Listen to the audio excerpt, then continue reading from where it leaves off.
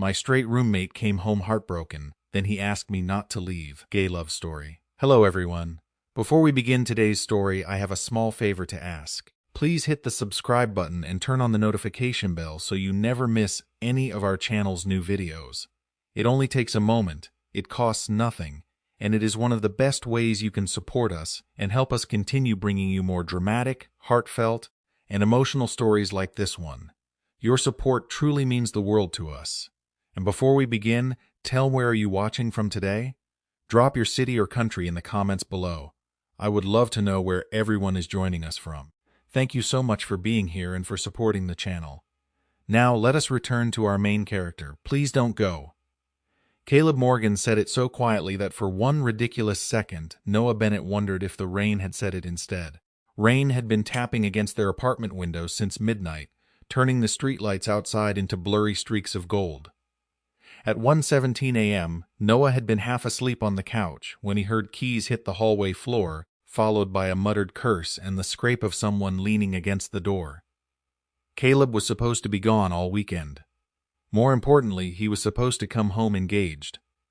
Noah opened the door and found his roommate standing there alone, dark hair damp from the rain, jacket soaked across the shoulders, and an expression Noah had never seen on him before. Wow, Noah said, because humor was apparently his brain's emergency response to emotional disaster. You look like a country song. Caleb normally would have laughed. Tonight he simply walked inside. That scared Noah more than tears would have. 3 years of living together had taught him Caleb's languages. Loud cabinet closing meant work stress. Cleaning the kitchen at midnight meant anxiety. Buying expensive steak meant he had gotten a raise. Silence meant something was wrong. Noah locked the door and followed him into the kitchen. Coffee? He asked. Caleb stared at the counter. Sure. Noah didn't ask where Emily was. He didn't ask about the small velvet ring box Caleb had shown him 2 weeks earlier while pretending his hands weren't shaking. He just made coffee and placed a mug beside him. Caleb wrapped both hands around it without drinking. She ended it. 4 words. No dramatic speech. Somehow that made them heavier. Noah sat across from him. His chest tightened. Not because some selfish part of him thought this changed anything between them, but because Caleb looked genuinely lost. Noah had loved him quietly for longer than he cared to admit. Quietly was the important word. Caleb was straight. Caleb had loved Emily, and heartbreak was not an opportunity. It was heartbreak. I'm sorry, Noah said. Caleb gave a hollow laugh. I had a whole speech planned. His eyes stayed on the coffee. I thought I knew what my life was going to look like. Noah wanted to tell him that losing a future you imagined could hurt as much as losing something real. Instead, he stayed. Caleb talked in fragments. Noah listened without trying to repair him. By 3 a.m., the rain had softened. Caleb's breathing had too. Finally, Noah stood. Try to sleep. I'll be right down the hall. He had taken 2 steps when fingers closed gently around his wrist. Noah froze. Caleb immediately loosened his hand, as though afraid he had crossed some invisible line. His voice came smaller than Noah had ever heard it. Please don't go yet. Noah looked at the man he had spent years teaching himself not to want, and suddenly none of his practiced jokes came. So he sat back down. Not because he expected anything. Not because love had finally chosen him. He stayed because sometimes the kindest thing you can give a hurting person isn't an answer. It's the certainty that for one difficult night they don't have to be alone. By 8 the next morning, Caleb had apparently decided that emotional collapse was canceled due to scheduling conflicts. Noah found him in the kitchen wearing an old college sweatshirt, making scrambled eggs with the intense concentration of a man attempting to erase the previous 6 hours through breakfast. Morning, Caleb said. Too cheerful, dangerously cheerful. Noah leaned against the doorway. You know I was there last night, right? Caleb stopped stirring for half a second. I have no idea what you mean. Interesting. Then some other emotionally devastated man held me hostage on the couch until 4 in the morning. Held hostage seems dramatic. I missed valuable sleep, Caleb. I could have been dreaming about winning the lottery. That finally earned him a small smile. Good. Noah could work with a smile. What he could not work with was the memory of Caleb's hand around his wrist and those 4 quiet words that had followed. Please do not go yet. Noah pushed the memory away. Caleb was hurting. That was all. Heartbreak made people reach for familiar things, and Noah happened to be familiar. Safe, available. None of those words meant romantic. He repeated that to himself while Caleb divided the eggs between 2 plates. Over the next 2 weeks, however, something shifted. Caleb started coming home earlier. Want to grab groceries? Became a Tuesday ritual. You watching anything? Became Caleb dropping onto the opposite end of the couch before Noah could answer. On Thursday, Caleb appeared beside Noah's desk at 6:30 with 2 takeout containers.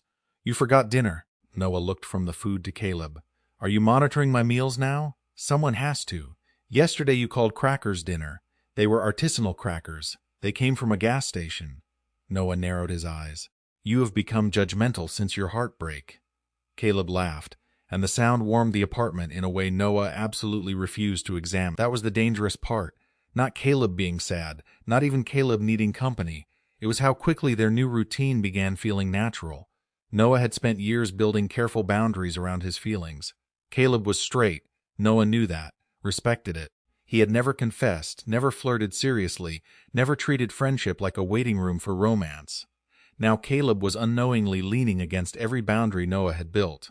One Saturday afternoon, they were carrying grocery bags up the apartment stairs when Caleb said, You know something weird? That you bought 3 kinds of barbecue sauce? Why have you never brought anyone home? Noah nearly dropped the bread. He recovered with a shrug. Maybe I have a secret second apartment where I keep all my scandalous mysteries. Caleb did not laugh. Noah glanced over. Caleb was watching him with an expression that felt unusually focused. Seriously, Caleb said. 3 years, and I cannot remember you dating anyone longer than a few weeks. Noah unlocked the apartment door and concentrated very hard on the key. Maybe I am picky, or maybe there is someone. The words landed softly, but Noah felt them everywhere. He stepped inside and carried the groceries toward the kitchen. Why do you care? Silence followed him. Usually Caleb had an answer for everything. Noah began putting groceries away, pretending his pulse had not changed. Then Caleb spoke from behind him. I do not know. Noah turned. Caleb looked almost surprised by his own answer. For one strange second, neither man moved. Then Noah smiled, light and practiced. Well, when you figure it out, let me know. Caleb smiled back, but something uncertain remained in his eyes, and Noah understood, with a sinking feeling, that the safest distance between them was beginning to disappear. 3 days after Caleb asked why Noah never brought anyone home, Noah learned that emotional balance apparently had a sense of humor. At 9:14 on Monday morning, an email appeared on his laptop with the subject line Project Update. 2 minutes later, the design contract that was supposed to cover nearly 3 months of rent was gone. Budget changes, the client explained. Nothing personal. Noah stared at those 2 words until they became almost funny. Nothing personal was an impressive phrase for something that immediately affected where a person lived, what he ate, and whether he could afford the dental appointment he had already postponed twice. He closed the laptop. Then he reopened it because dramatic gestures did not pay bills. By noon, Noah had sent 7 emails, updated his portfolio, applied for 4 freelance projects, and convinced himself he was completely fine.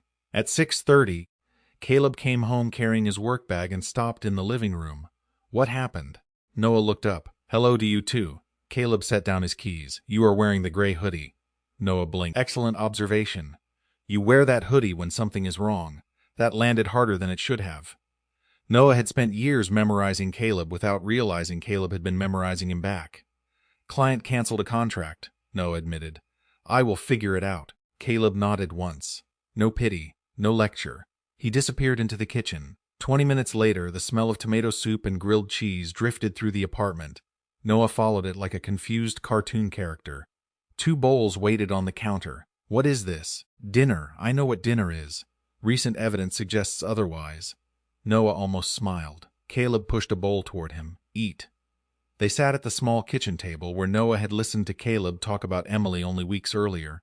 Now Caleb did not ask Noah to explain how scared he was. He simply stayed. After dinner, Caleb opened his laptop and asked Noah what kind of clients he wanted. He knew 2 people through work who might need design help. Noah stared at him. You do not have to fix this. Caleb looked up. I know. The answer was so simple that Noah had nowhere to hide from it. Then why are you doing all this? Caleb leaned back. Because you always do it for me. Noah went still. Caleb continued, quieter now. You remember when I have deadlines. You know when I am pretending I am not stressed. You somehow know what food I want before I do. When Emily left, you sat with me until 4 in the morning and never once told me how I was supposed to feel. Noah looked down at his hands. That is what friends do. Maybe, Caleb said. But I think I got too used to being taken care of by you. Something tightened behind Noah's ribs. He covered it with humor. Careful. Personal growth looks strange on you. Caleb laughed, but his expression softened. Later that night, Noah went to bed expecting anxiety to keep him awake. Instead, he found a sticky note outside his bedroom door. Caleb had written 5 words in terrible handwriting. "We will figure it out." Noah stood there longer than necessary. For years, he had believed loving Caleb meant being the person who stayed. What frightened him now was realizing Caleb might have been staying too. And somewhere beneath that thought was a question Noah was not ready to answer. If Caleb was beginning to see him differently, what would happen when Noah finally stopped waiting to be seen? The first time Caleb met Luke, he disliked him for absolutely no reasonable reason, which was inconvenient because Luke was objectively difficult to dislike. He was polite, funny without trying too hard, and arrived at the apartment door on Friday evening holding 2 coffees because Noah had apparently mentioned being tired. Caleb stood in the kitchen pretending to study the label on a bottle of barbecue sauce while Noah finished getting ready. "You must be Caleb," Luke said. Caleb turned. "That depends. What has Noah told you?" Luke smiled. "Mostly that you own too much barbecue sauce." Betrayal. Caleb looked toward the hallway just as Noah appeared in a navy button-down and dark jeans. Caleb forgot the comeback he had prepared. Noah looked good. Not unusually good, Caleb told himself. Just regular good. Roommate good. Completely normal observation between 2 adult men who shared an electric bill. "What?" Noah asked, catching him staring. "Nothing." Caleb looked back at the bottle. "You missed a button." Noah glanced down. "No, I did not." "Right, never mind." Luke laughed softly, and Caleb immediately disliked that too. The apartment door closed behind them a minute later, leaving Caleb alone with 3 barbecue sauces and an emotion he refused to identify. He tried television. Nothing held his attention. He tried answering work emails. Somehow he reread the same sentence 6 times. At 9:20, his phone lit up with a message from Noah saying he would be home later. Caleb typed "have fun," deleted it, typed "sounds good," deleted that too, then finally sent "okay," like a man communicating with his dentist. Noah came home shortly before midnight, smiling at something on his phone. "Good date?" Caleb asked too quickly. Noah stopped. "It was nice, nice. Yes, Caleb. That is generally considered positive." Caleb opened the refrigerator, although he wanted nothing from it. Seeing him again? Probably. The answer bothered him. That bothered him more. Over the next 2 weeks, Luke became a recurring name. Luke recommended a restaurant. Luke sent Noah a ridiculous dog video. Luke invited Noah to an outdoor movie downtown. Caleb responded to each update with increasingly impressive performances of casual indifference. Meanwhile, Noah noticed everything. He noticed Caleb becoming quieter whenever Luke texted. He noticed the strange questions disguised as jokes.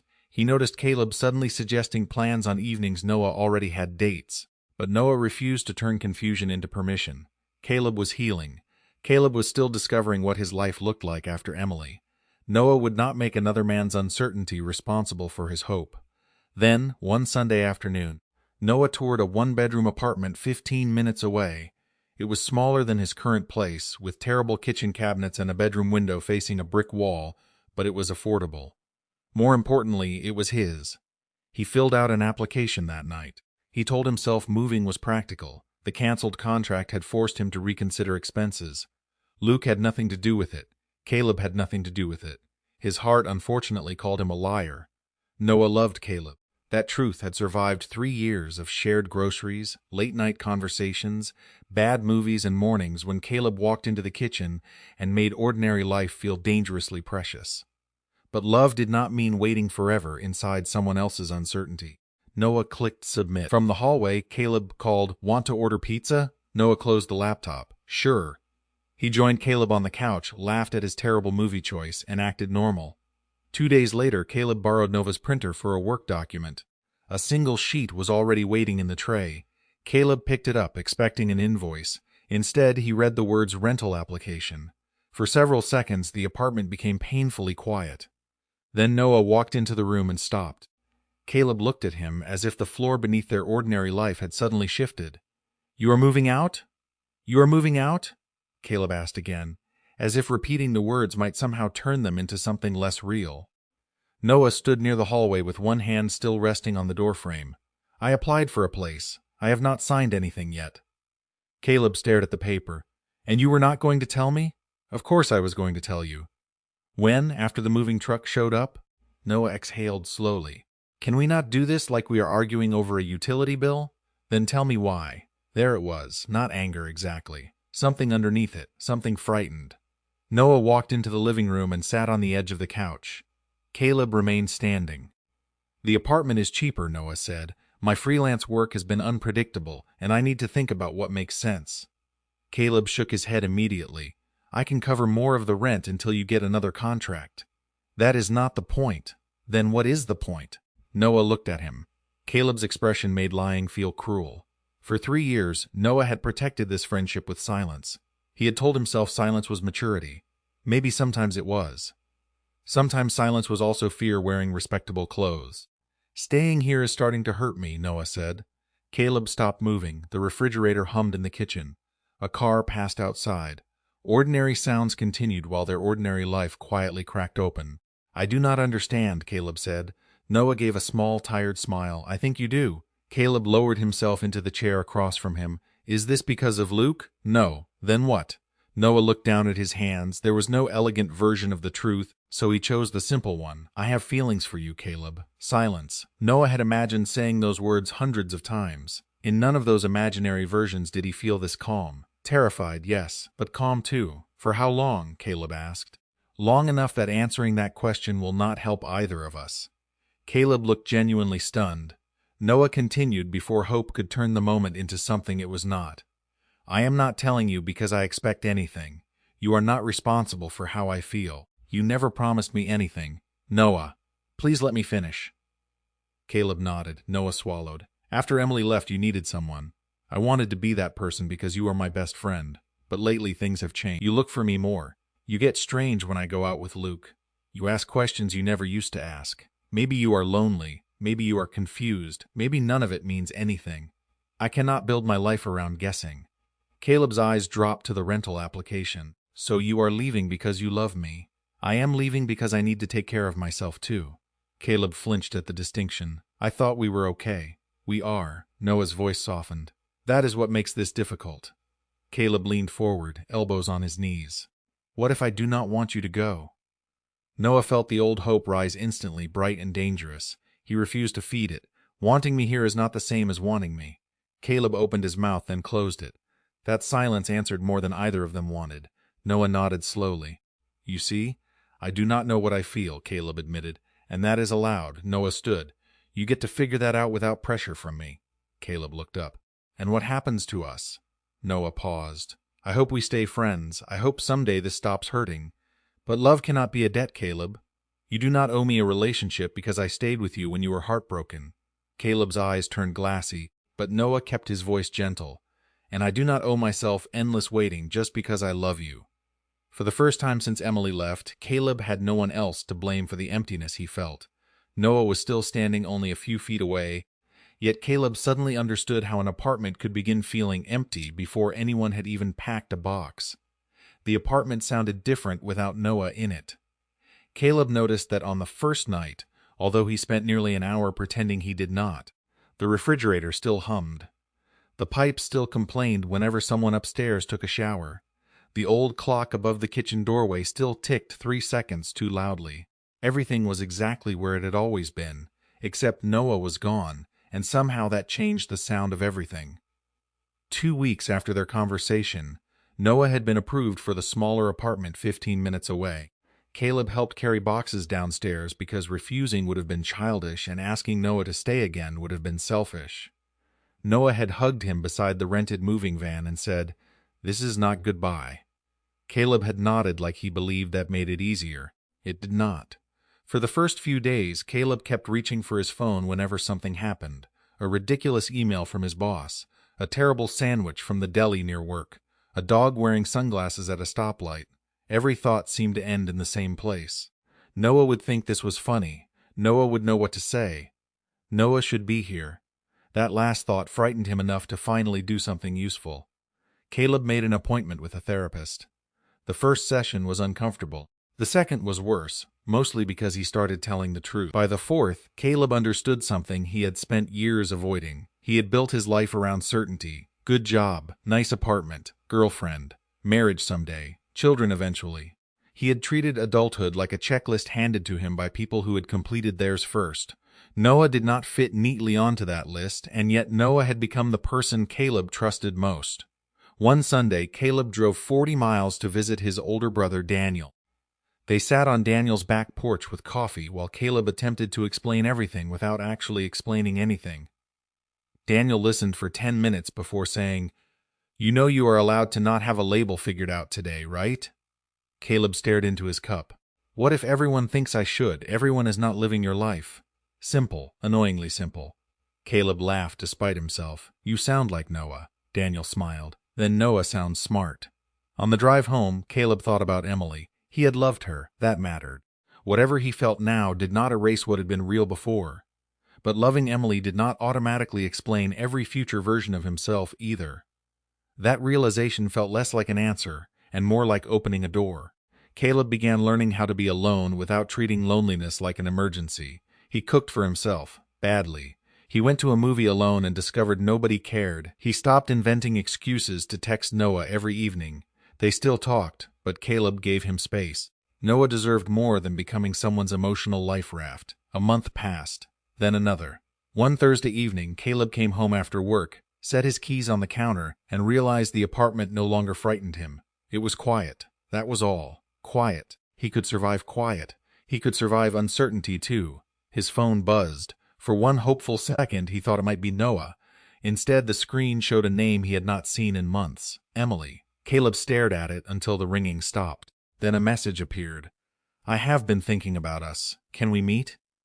Caleb sat slowly at the kitchen table. Months earlier, those words would have felt like getting his old future back. Now, strangely, they felt like a question, and for the first time in his life, Caleb was not sure the familiar answer was the honest one. Emily chose the coffee shop where she and Caleb had gone on their third date, which felt either sentimental or strategically cruel. Caleb decided not to assign meaning to it. He arrived 10 minutes early, ordered black coffee, then immediately remembered Noah teasing him that drinking coffee without cream was less a preference and more a personality flaw. The memory made him smile before he could stop himself. "That smile is new." Caleb looked up. Emily stood beside the table in a cream-colored coat, her blonde hair pulled back, looking familiar enough to make the past feel suddenly close. "Hey," Caleb said. "Hey." They hugged briefly, then sat across from each other. For several minutes they talked about safe things, work, mutual friends, Emily's new apartment, Caleb's brother. It was strangely easy, which somehow made everything harder. Finally, Emily wrapped both hands around her cup. "I owe you an apology." Caleb frowned. "You do not. I ended things badly. You ended something that was not working." Emily studied him. "You sound different." Caleb almost laughed. "Apparently therapy does that." "Therapy? Do not look so shocked." "I am not shocked. I am impressed." That made him smile again. Emily hesitated before continuing. "I meant what I wrote. I have been thinking about us. About whether we gave up too quickly." Months ago, Caleb would have wanted those words more than anything. He waited for relief. It never came. Instead, an image entered his mind with almost embarrassing clarity. Noah standing in their old living room, saying that love could not be a debt. "I cared about you," Caleb said carefully. "I still do." Emily's expression softened. "But?" Caleb looked toward the window. "I think I spent a long time wanting the life I thought I was supposed to want. And now I am trying to figure out what is actually mine." Emily was quiet. Then she asked, "Is there someone else?" Caleb looked back at her. "It is complicated. That means yes. It means I do not know how to explain it yet." Emily nodded slowly, without judgment. "Then answer something easier. When something good happens, who is the first person you want to tell?" Caleb froze. "Noah." The answer arrived before thought. Emily saw it on his face. "And when something goes wrong?" "Noah. When you are scared, Noah." Caleb lowered his eyes. Emily gave a small, almost sad smile. "I think you have your answer. Maybe not every answer, but that one." Caleb swallowed. "He moved out. Why? Because he loves me." Emily blinked, then waited. Caleb continued. "And I did not know what I felt. I thought I needed him because I was lonely after we broke up. So he left because he did not want either of us confusing dependence with love." Emily leaned back. "That sounds painfully mature. It was extremely inconvenient." She laughed, and Caleb did too. The tension finally loosened. "Do you love him?" she asked. Caleb could have hidden behind uncertainty. He could have talked about labels, expectations, or the version of himself he had understood for 29 years. But none of those questions changed the person whose absence had forced him to finally understand his own heart. Yes, Caleb said. The word was quiet, certain. Emily's eyes softened. Then why are you sitting here with me? Caleb stared at her for half a second before laughing. That is an excellent question. They finished their coffee as two people saying goodbye to a future that had once mattered. No villain, no betrayal, just two lives moving in different directions. Outside, Caleb stood beside his car and pulled out his phone. Noah's name waited near the top of his contacts. His thumb hovered over it, then stopped. A text was too easy. A phone call was too safe. Noah had walked away because Caleb needed time to choose honestly. Caleb finally had. He put the phone back in his pocket, started the car, and headed toward the one-bedroom apartment 15 minutes away. Noah opened the door wearing the gray hoodie Caleb knew too well, and for one terrifying second, every sentence Caleb had practiced disappeared. Caleb? Noah looked past him toward the parking lot. Is everything okay? Yes. Caleb paused. Actually, I have no idea, but nobody is in danger, so that feels like progress. Noah almost smiled. Almost. What are you doing here? Caleb had imagined this moment differently during the drive. He had imagined confidence, perfect words, maybe some miraculous background music supplied by the universe. Instead, he stood beneath a flickering hallway light with his hands in his coat pockets, feeling more honest than impressive. I saw Emily today. Noah's expression changed, but only slightly. Okay. She wanted to talk about trying again. Noah looked down. You do not have to explain that to me. I know. I want to. Silence settled between them. Caleb took a breath. I said no. Noah looked up. Not because of you, Caleb added quickly. At least not in the way that sounds. I said no because going back would have been choosing something familiar just because it was familiar. Emily deserved better than that, so did I. Noah remained quiet. Caleb understood now that silence was not rejection. Sometimes it was simply space for truth. I have spent the last 2 months learning how to be alone, Caleb continued. I went to therapy. I talked to Daniel. I cooked several meals that should probably be investigated by federal authorities. That earned him a small laugh. Caleb smiled, then grew serious again. I stopped texting you every time the apartment felt empty because I needed to know whether I missed you or whether I just missed having someone there. Noah's eyes held his, and the apartment stopped feeling empty. Caleb swallowed. I still missed you. Noah said nothing. Caleb stepped no closer. This mattered too much to crowd him. I do not have every label figured out. Maybe I will someday. Maybe understanding myself will take time. But I know what I feel about you. Noah's breathing changed, barely. Caleb noticed anyway. I love you. The words did not arrive like lightning. They landed quietly, almost gently, and that made them feel more real. Noah looked away for a moment. When he looked back, his eyes were bright. Caleb, I need to ask you something, and I need you to answer honestly. Okay, do you want me, or do you miss being taken care of? Caleb had known the question might come. He was grateful it did. I learned how to take care of myself, he said. I learned how to come home to a quiet apartment. I learned that being alone is not the same as being abandoned. I came here because after learning all of that, I still choose you. Noah closed his eyes briefly. When he opened them, some invisible wall between them seemed thinner. You really went to therapy? 4 sessions before I stopped trying to impress my therapist. Noah laughed, wiping quickly at one eye. That sounds exactly like you. 5 sessions before she told me the same thing. This time they both laughed. Then the quiet returned, warmer now. Caleb held out his hand, palm open, leaving the distance for Noah to decide. Noah looked at it, then at him. Slowly he placed his hand in Caleb's. Caleb did not pull him closer, he simply held on. I am scared, Noah admitted. Me too. That is not very romantic. I can come back with flowers. Noah smiled. Do not ruin this. Caleb smiled back. Then tell me what happens next. Noah considered him for a long moment. We go slowly, we talk. We do not pretend you have everything figured out. I can do that. And we start with a real date. Caleb nodded solemnly. Dinner? Dinner. Somewhere without 3 kinds of barbecue sauce? Noah laughed. Now you are asking too much. Caleb squeezed his hand gently. Noah stepped closer by choice. And when they finally shared their first kiss, it was brief, tender, and unhurried. Nothing needed proving. When they separated, their hands remained joined. Caleb had arrived searching for a way to tell Noah he had finally found an answer. Standing there, he realized the better truth was simpler. Love was not the answer to every question about who he was. It was the courage to stop hiding from the questions and the freedom to choose someone without asking them to save him. 3 months later, Caleb stood in the middle of an empty apartment, holding two identical brass keys and wondering how something so small could feel like such a large decision. "You are doing the thing again," Noah said from behind him. Caleb turned. "What thing?" "The dramatic staring into the distance thing. You look like you are about to announce the meaning of life." Caleb glanced around their new living room. "I was thinking. Dangerous. I walked into that one." Noah smiled and carried a cardboard box toward the kitchen. Their first real date had happened 2 days after Caleb showed up at Noah's door. Dinner became coffee. Coffee became long walks. Long walks became difficult conversations about family, expectations, identity, fear, and the strange experience of learning someone again after already knowing them for years. They moved slowly because Noah insisted on it, and Caleb eventually understood why. Slow meant Caleb had time to discover what he wanted without turning Noah into an answer to questions only Caleb could solve.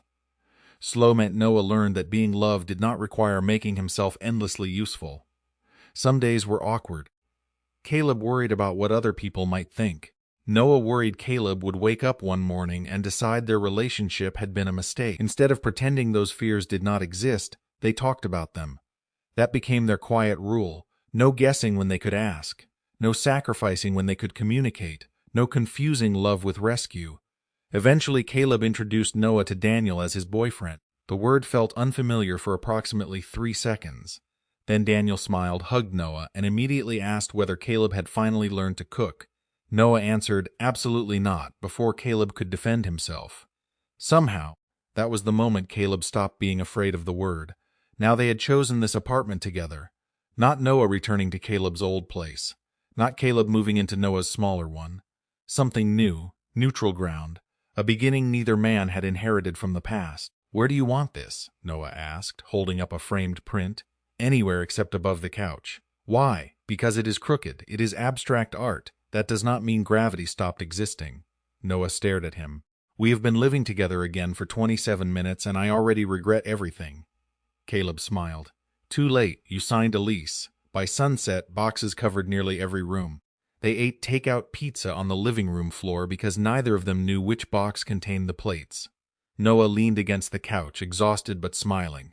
Caleb sat beside him and placed one of the new keys on Noah's palm. For a moment, neither spoke. Caleb remembered another night months earlier, rain against windows, cold coffee, a future disappearing before he understood that another one was quietly waiting to be chosen. Back then, he had asked Noah not to leave because being alone terrified him. Now he knew better. Noah was not responsible for filling an empty room inside him. Love was not someone staying because you could not stand on your own. Love was learning that you could stand, then reaching out your hand anyway. Noah closed his fingers around the key. "You are staring again." "I know." "Thinking?" "Unfortunately." Noah smiled. Caleb looked at him and said softly, "Do not leave yet."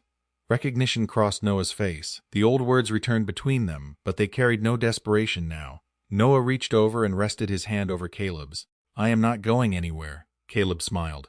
Outside, evening settled over the city. Inside, 2 keys rested on the floor beside an open pizza box, surrounded by unpacked pieces of 2 separate lives. Tomorrow there would be bills, work, laundry, disagreements, uncertainty, and all the ordinary things love never magically removes. But tonight there was no one rescuing anyone. There were simply 2 men who had learned that the healthiest kind of love did not ask them to disappear into each other. It gave them enough room to become themselves, and enough courage to choose each other anyway.